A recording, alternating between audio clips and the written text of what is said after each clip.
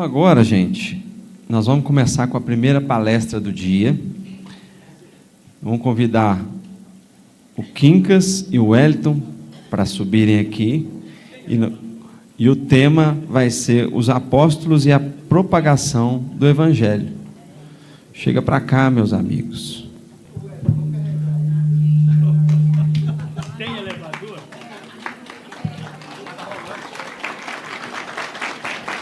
Vem para cá aqui. Aí, ó. O Wellington tá mais novo, né, Wellington? Você não vai precisar de tanto suporte. Tá. As crianças já podem acompanhar as evangelizadoras, que já estão encaminhando lá para as salinhas, tá? Ó, esse X aqui é o lugar que eles marcaram para os palestrantes. Se vocês quiserem sentar, pode sentar aqui, que, né, Kings? Aqui, ó, eu vou te dar um microfone. Que isso, rapaz?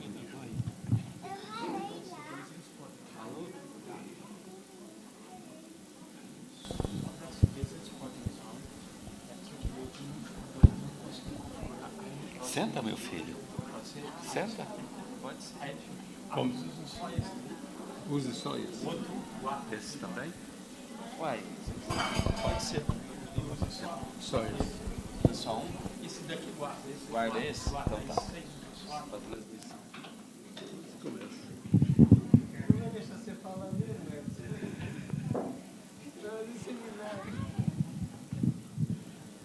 Meus irmãos, minhas irmãs, bom dia. Vocês não sabem o que significa estar aqui mais uma vez para mim.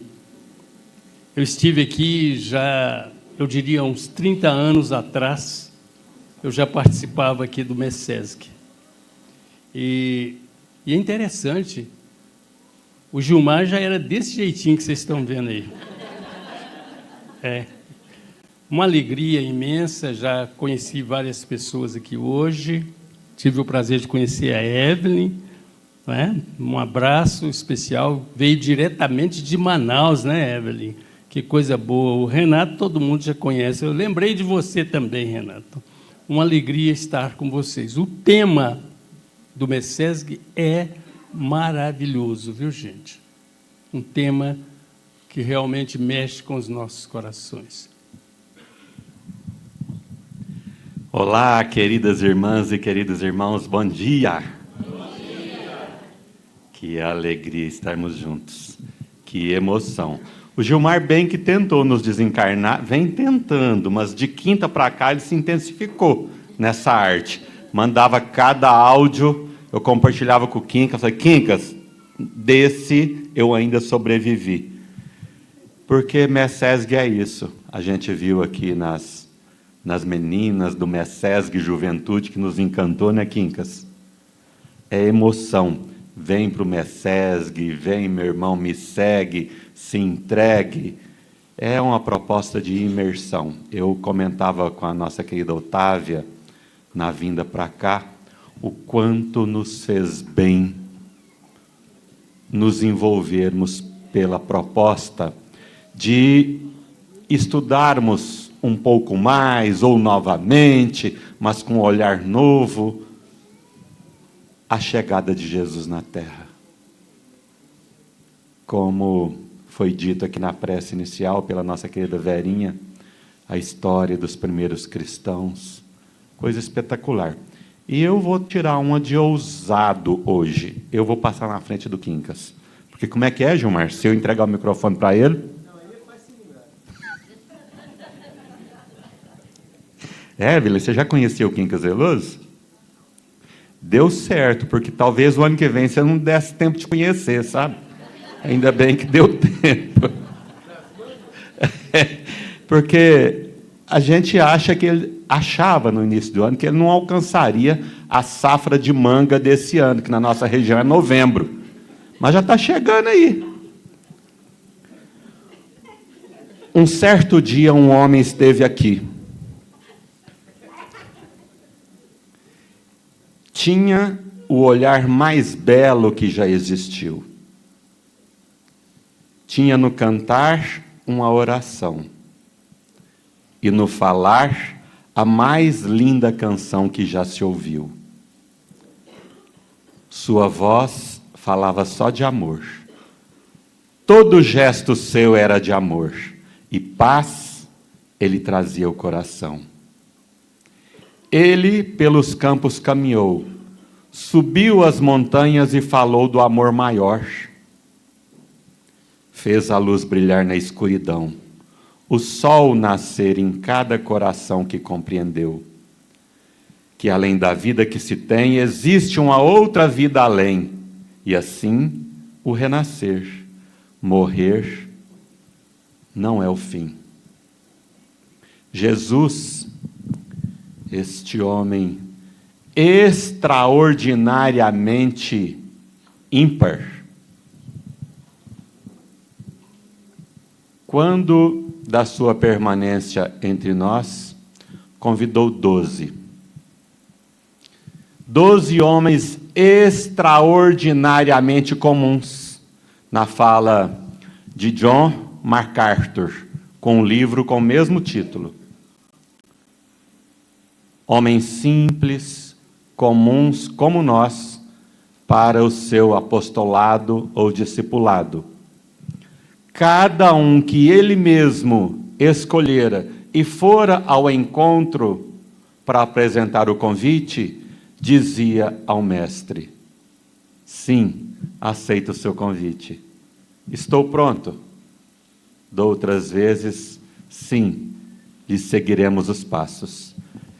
Homens comuns, né, Quincas? Realmente, às vezes a gente fica imaginando, né?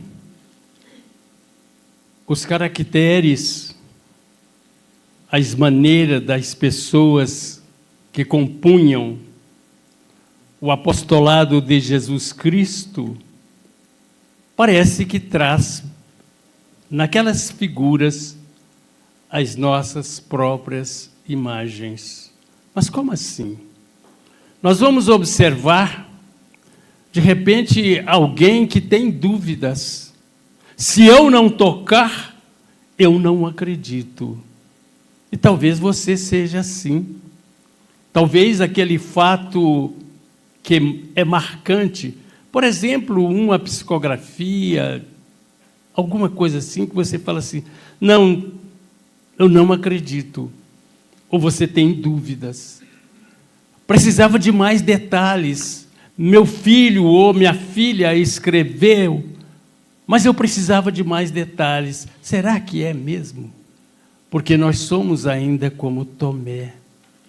Ou somos ainda como Pedro, que fazia as suas interrogações sempre e sempre ao mestre, com o objetivo de aprender, e aprendeu preciosamente. Mas nós vamos encontrar Jesus caminhando. Jesus nunca esteve parado. Ele caminhava para servir, para amar, para ensinar. Ele nos ensina, Emmanuel, pela lúcida psicografia de Francisco Cândido Xavier, que nenhuma das palavras de Jesus se perderam. Nenhuma. E vocês viram aqui, esse meu amigo, quantas palavras perdidas ele deixou aqui agora, né? Vocês viram? Diz que eu não vou chupar manga. E mal sabe ele, olha, eu não queria tornar isso público, mas eu vou tornar. Mal sabe ele que eu já estou decorando o improviso para falar no funeral dele. Certo? É isso aí. Mas olha que beleza. Jesus havia passado por Jerusalém. Caminhara depois de falar com Hanã, que seria mais tarde um dos seus inquisidores, que o condenaria. Mas naquele trajeto, e aquela era uma manhã belíssima como a de hoje, em que o sol radiante desperta e nos convida à poesia da alma. O que é a poesia da alma? A nossa meditação quanto à natureza, as belezas criadas pelo nosso Pai Criador, que tem início desde das vacilações de uma criança que corre titubeante para abraçar uma mãe ou um pai. Aquela manhã radiosa, e nas cercanias de Nazaré, as regiões circunvizinhas, ele, Jesus, observa o povo. Pescadores desciam das suas barcas. E quando, naquela manhã que era realmente de uma beleza diáfana, singular, ele aborda duas pessoas, Simão e André, filhos de Jonas. Querem seguir-me?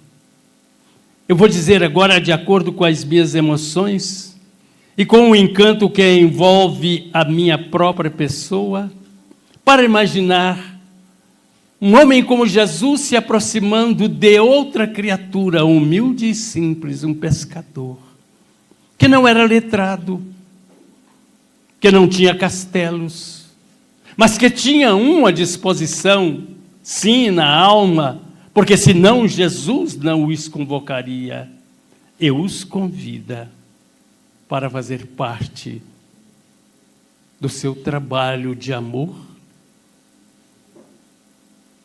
que custaria lágrimas, que custaria vidas, que haveria crucificações e outros projetos mais.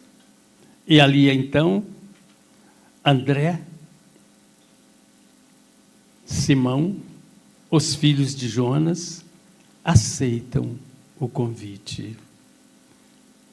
E depois os três caminham e chegam num local que eu chamaria de coletoria, que era assim que se chamava na minha época aqui no nosso Brasil, os cobradores de impostos. Ali ele encontra Levi e pergunta para Levi: o que fazes? Cobro, arrecado os impostos de Herodes. E ele o convida também, que nós vamos encontrar mais tarde Levi como Mateus, nos legando a preciosidade do seu evangelho, que nos ensina, com o seu evangelho, uma norma de vida, uma regra de conduta. Porque eu repito, o evangelho de Jesus é continuamente um propósito para que nós sejamos bons, para que nós saibamos viver. Tanto é, Wellington, que há um momento em que Jesus diz-nos: se alguém te ofender, perdoa quantas vezes? 70 vezes 7 cada ofensa, né? Eu acho que é. Nessa encarnação ainda não tive que perdoar, só perdoo você, né? É só uma vez. Eu tenho que perdoar ele sempre, viu, gente? Eu vou contar uma coisinha para vocês aqui, baixinho, vocês não esparramam não, viu? Esse rapaz me telefona às vezes 3, 4, 5 vezes por dia. Mas ele só telefona na hora que eu estou ocupado. E eu trabalho muito, sou aposentado, viu? Amizade é isso, né? Amizade é dessa forma. Mas no nosso caso vai muito além da amizade.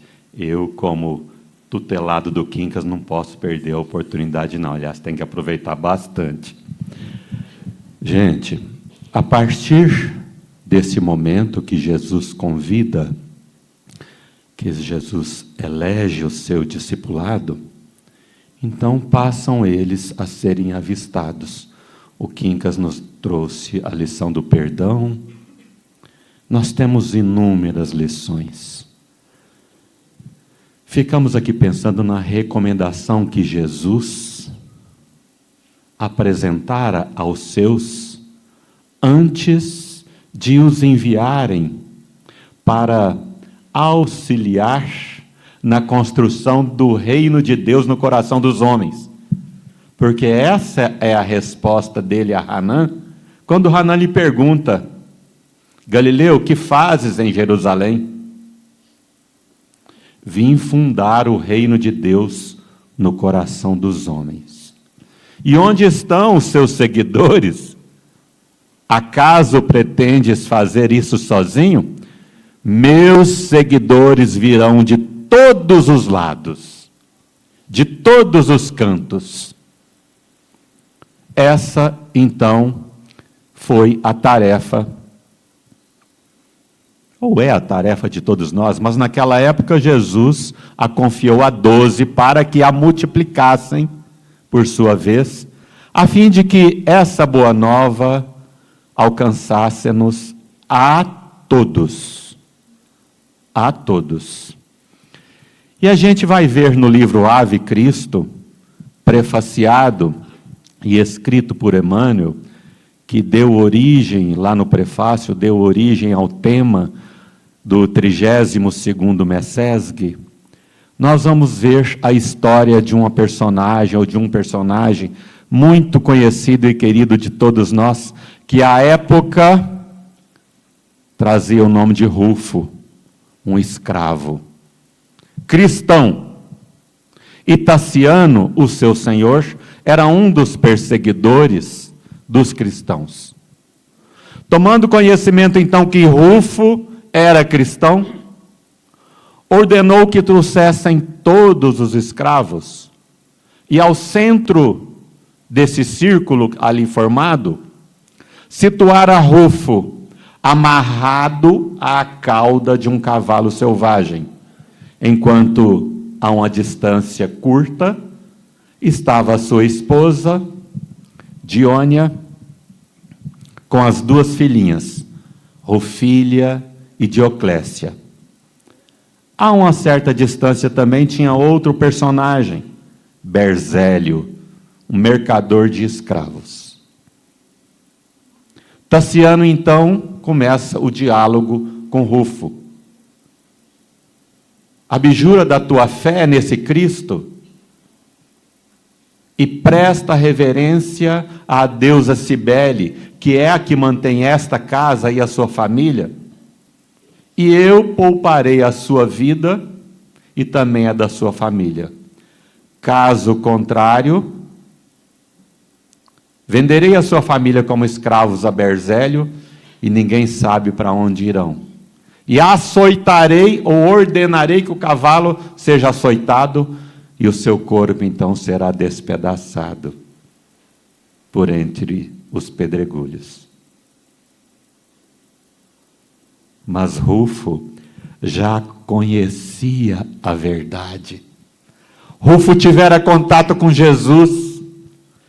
Nenhum dos que genuinamente tem contato com Jesus conseguem daí em diante esquecê-lo ou afastar-se dele. Jamais. Não há um só registro dessa natureza. A mamãe está lá no fundo, filho. Pode ir lá, desce com cuidado, tá bom? Pode ir lá.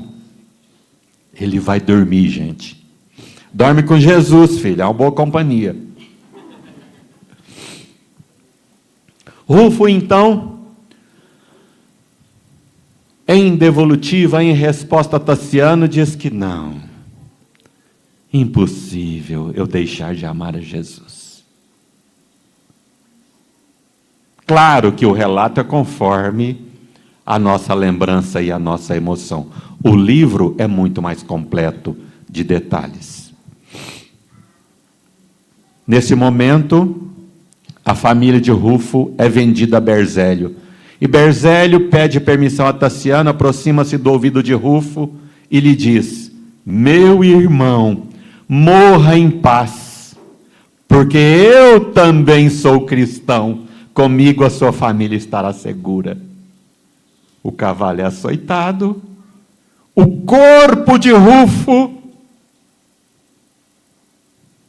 é desfacelado, despedaçado. Mas Rufo prossegue para reencarnar aqui como Eurípides Barçanufo e dar prosseguimento na mensagem do Cristo, à maneira dos apóstolos, que todos beberam da água límpida direto da fonte. E, muito embora também expostos a inúmeros sacrifícios, desafios, à exceção de João, a maioria, todos os demais tiveram mortes difíceis. Mas o que importa o corpo, se a mensagem sobrevive, se o Cristo vive e está cada vez maior em meio a todos nós.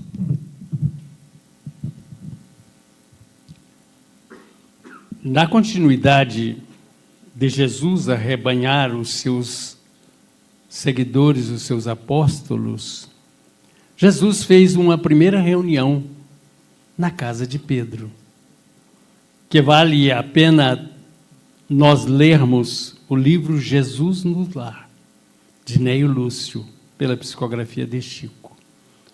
Uma obra maravilhosa. E Jesus reuniu ali na casa de Pedro. Imagine só esse encantamento quando ele conversava de maneira natural, mas falando-nos da mensagem do Pai Criador, de maneira natural. Porque Jesus foi sempre simples, sem exigências, mas trazendo-nos a verdade do amor de Deus.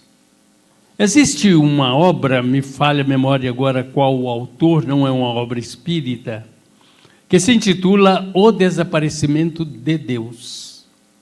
Nesse livro, quando eu o li, eu achei interessante o título, porque eu falei, mas como será esse desaparecimento de Deus? É que eles vão citando a origem, a citação dos deuses e depois do Deus, que era sanguinário, que era violento, que tomava partido, até chegar em Jesus. Quando chega em Jesus, nós vamos encontrar Ele, nos mostrando um Pai Criador de amor e de bondade, que por si só já elimina as correntes do inferno ou os páramos celestiais, que Ele traz-nos a realidade das nossas ações e do nosso compromisso com a prática do amor ao nosso próximo. E é claro, o trabalho é imenso e Ele vai reunir 12 criaturas. Cada um, vou repetir, cada um com um estilo de vida. É tão interessante que Humberto de Campos nos mostra que numa das reuniões que eles realizaram, e já estavam completos os 12 seguidores, os 12 divulgadores da doutrina espírita, ou melhor, do cristianismo, e deveria ser assim. Ele, então, faz uma reunião para delinear o que eles precisavam fazer. Cita várias coisas, ensina várias coisas e tal. E aí, em um dado momento, Judas, sabe, Judas, ele diz assim para Jesus, mas como fazer isso sem dinheiro, sem din-din? Como realizar isso? E Jesus diz para ele, você tem verdade, mas Deus construiu tudo o que existe sem a necessidade de moedas. Mas você tem razão. E ele fala, então eu vou começar a minha primeira colheita de dinheiro, a minha primeira campanha.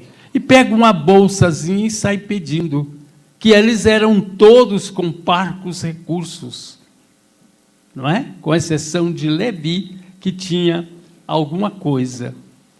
E depois de tudo, ele chega para Jesus e diz-lhe assim, olha, mestre, já está aqui, já temos um pouco.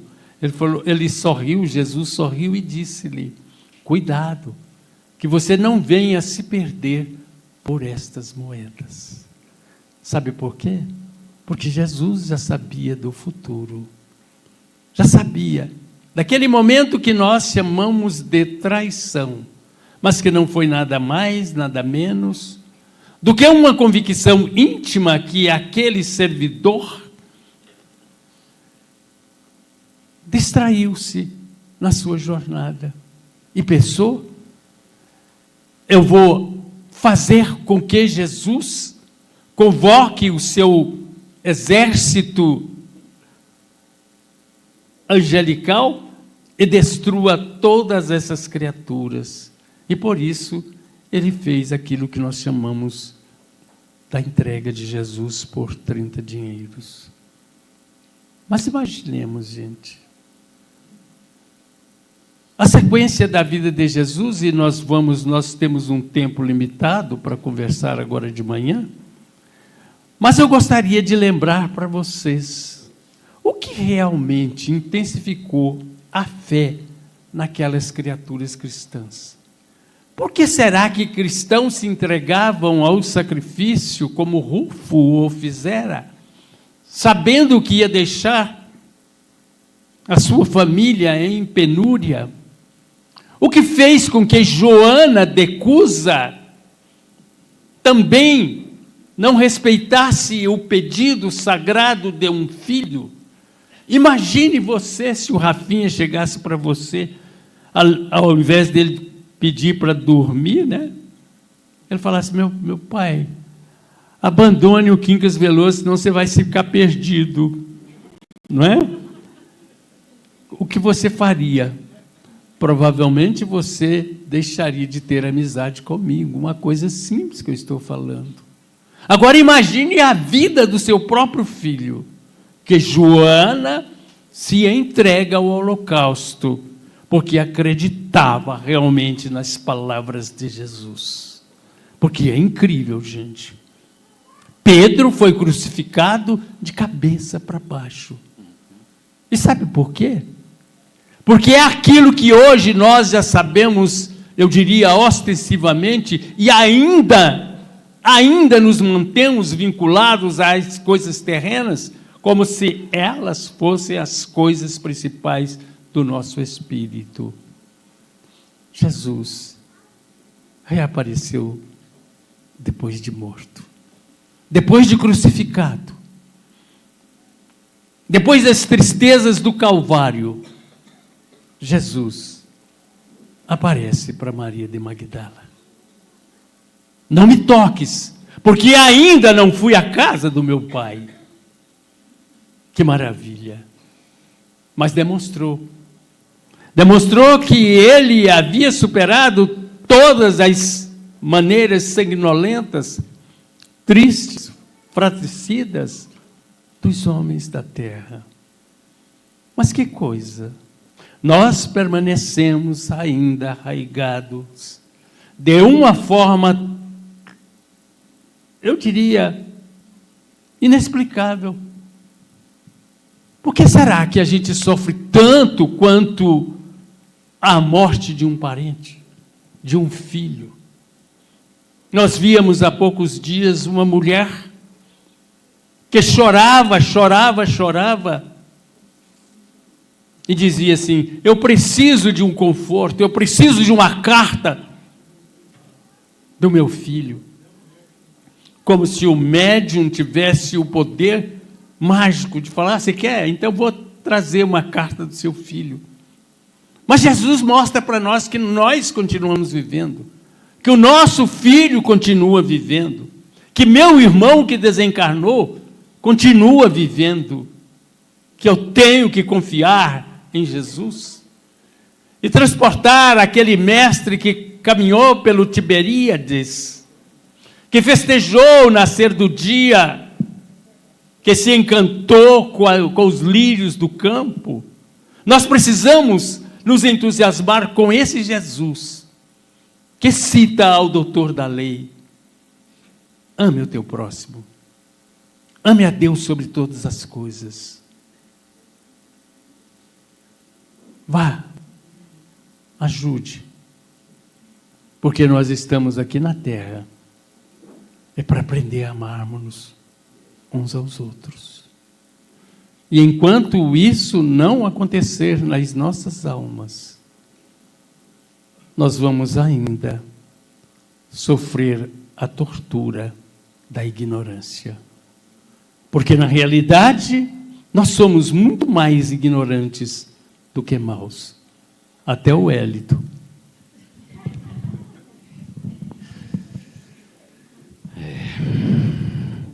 No prefácio do livro A Boa Nova, o espírito Humberto de Campos termina a apresentação de tal obra dizendo assim: aos espíritos esclarecidos e os evangelizados. De minha parte, rogo agora a Deus que alimente a minha esperança de receber o Rafael Siqueira nesse ambiente.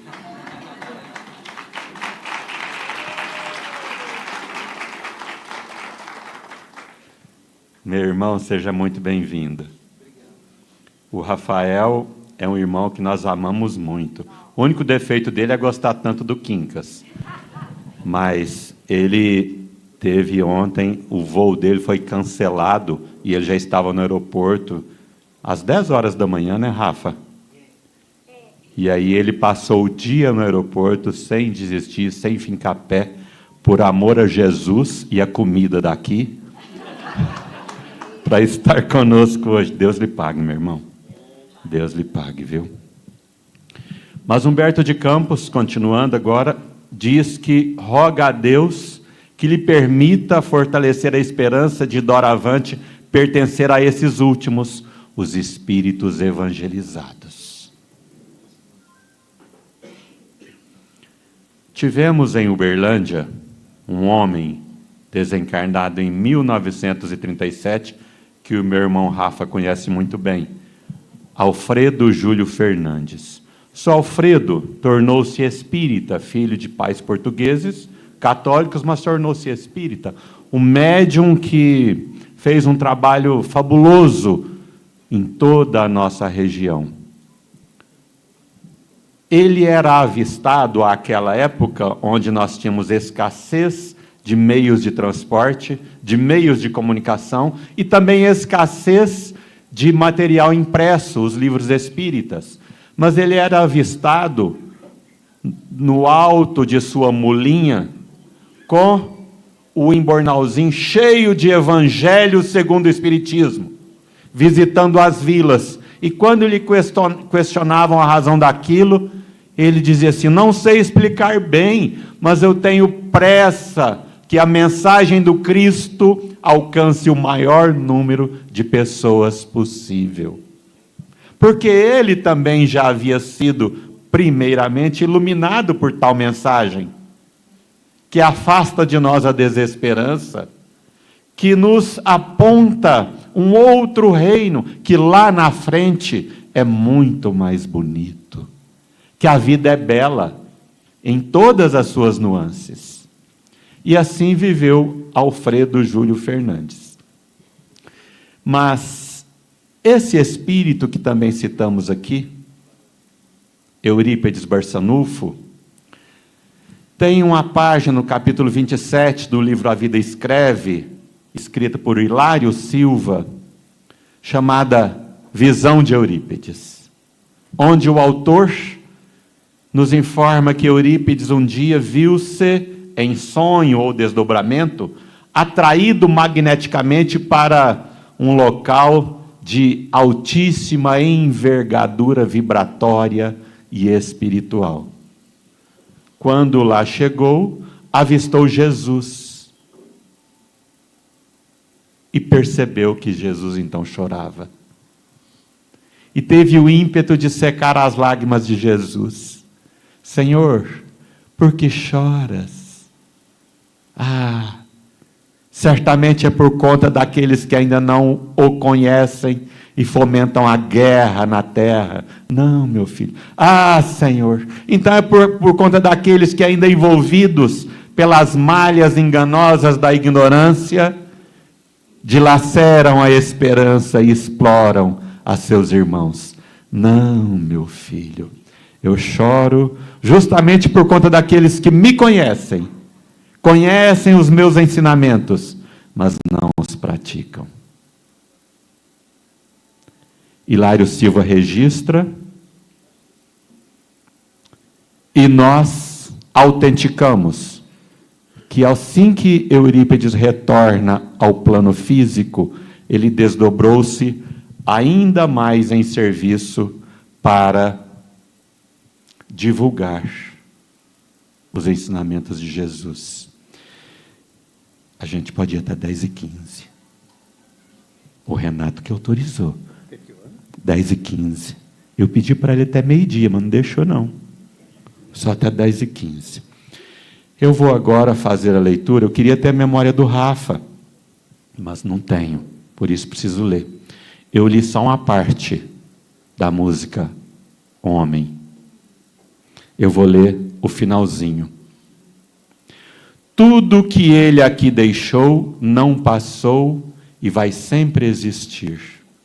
Flores nos lugares que pisou e o caminho certo para seguir. Eu sei que um dia, eu sei que ele um dia vai voltar e nos mesmos campos procurar o que plantou e colher o que de bom nasceu, chorar pela semente que morreu sem florescer.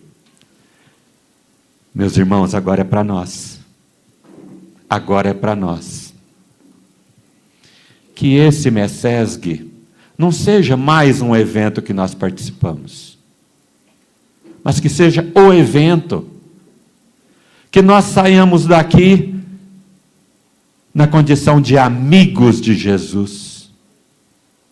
E amigos é o título máximo, segundo Meimei, no livro Amizade, que Jesus confere a todos que o servem, através dos seus irmãos, que também são nossos irmãos. Mas ainda há tempo de plantar,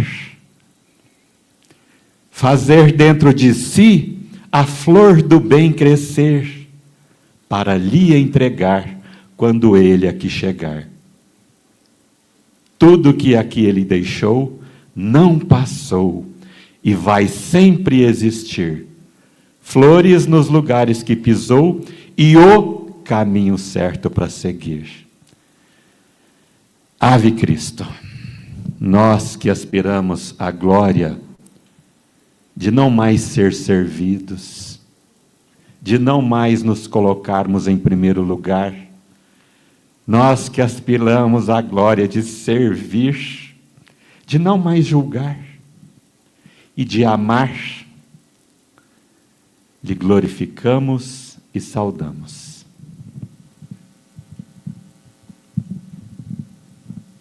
Todas as vezes que paramos para falar sobre Jesus, algo novo acontece no nosso ser. Isso quando paramos para falar com sinceridade. Lembrar o que Jesus disse. Porque, gente, faz parte das nossas vidas ainda o encontro com os nossos enganos. Mas quando você pensa em Jesus, você reflete, você, de alguma forma, amadurece. Dou-me ao direito de reportar a um fato ocorrido na nossa vida. Estávamos no grupo espírita da prece, havíamos tido o direito de falar naquela noite ali, tanto eu quanto outras pessoas. E quando nós terminamos, olha, nós éramos jovens ainda, e quando nós terminamos, o Chico disse assim: vocês viram o tanto que a nossa, a esposa do Carlos Bacelli, esqueci o nome dela agora, Márcia, nossa querida Márcia, e o nosso Veloso estão falando bem do Evangelho? Eu fiquei sem graça. E ele se aproximou de mim, baixou assim e disse assim: quando for falar, fale sempre sobre Jesus. E mais tarde eu tive também outra explicação do nosso querido doutor Elias Barbosa, que é carmelitano, então a gente conhecia muito.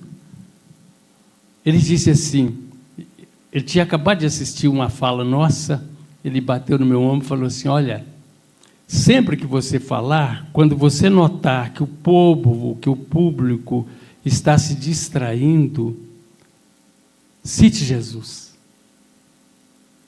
E eu gostaria de citar Jesus para você nesse instante. Busque a companhia de Jesus. Mas a busca pela companhia de Jesus não é simplesmente orar contritamente. É amar com força. É perdoar se ofendido. É caminhar e pedir perdão se necessário for. Mas, sobretudo, eu estive com fome e me destes de comer. Eu estive desnudo, me vestiste. Aonde eu vou encontrar Jesus? No olhar do meu filho que está angustiado. E eu me lembro bem, eu estava